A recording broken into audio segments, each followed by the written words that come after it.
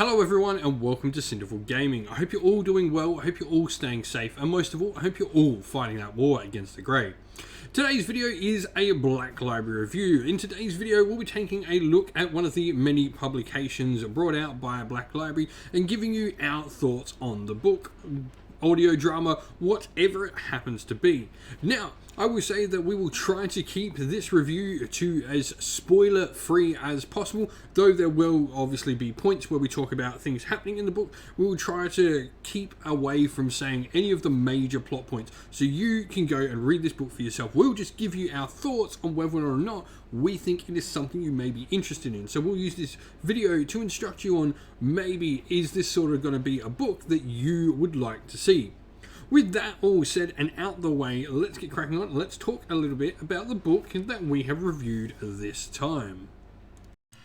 In today's Black Library review, we're going to be checking out The Arkanaut's Oath, a Dreki Flint novel by Guy Hayley. As always, I like listening to the audio book, so this one is narrated by Andrew James Spooner and, funnily, Richard Reed, two all of the narrators here. It's actually really fun. It has sort of a second part of the book that explains all sort of the Dwarden slang throughout the book, which is narrated by the second narrator.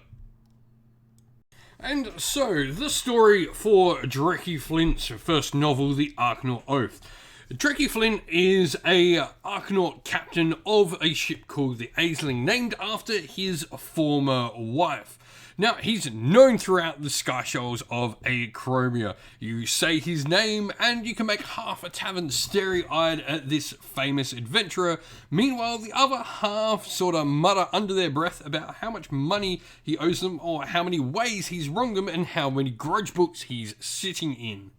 Now, he's uncommonly tall for a Dwarden. He's an adventurer, an engineer, a wit, and a self-proclaimed genius. Dreki Flint is it all. He is in trouble though.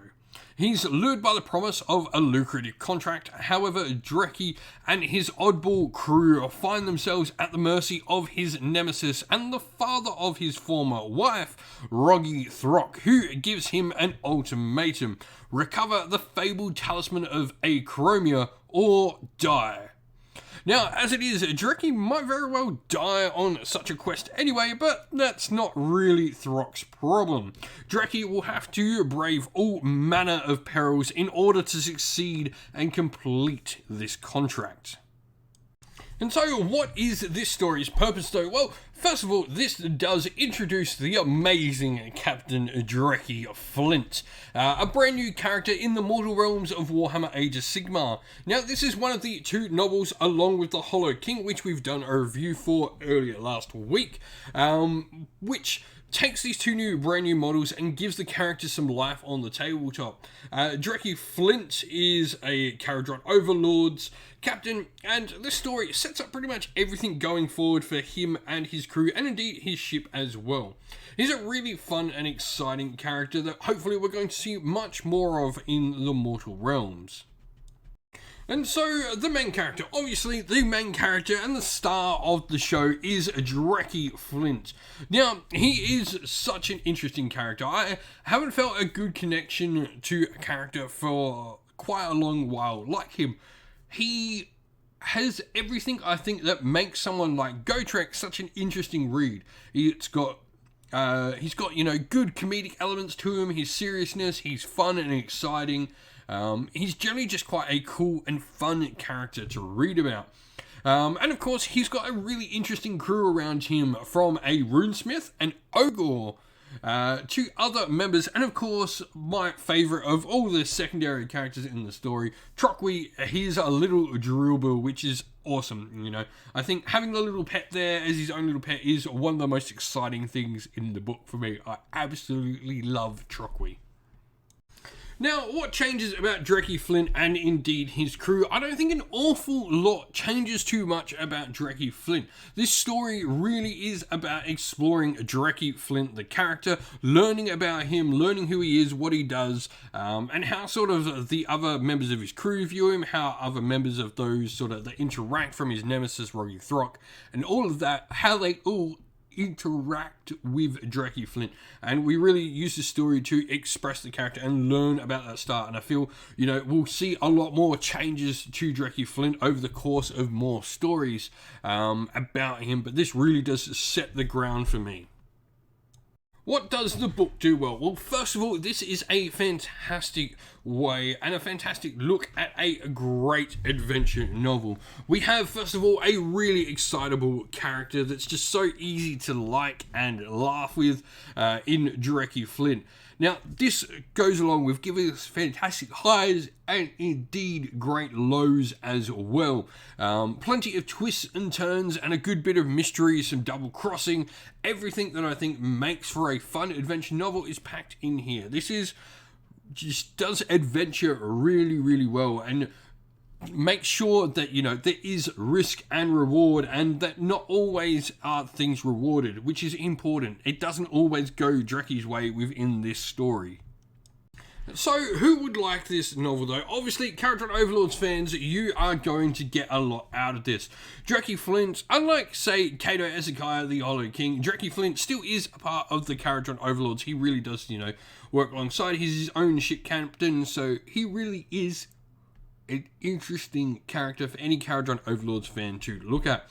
Now, those who like a good adventure novel and fun fantasy characters, this is for you.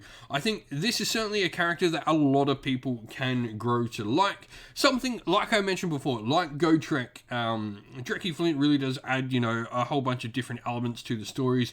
And I think, like Gotrek, this is a sort of character where you can build upon and really create quite an epic story about. I think Character Overlords are the perfect sort of characters to build stories like this about. They're just so adventurous. They've got, ways to travel the realms really well. It makes for a fun character.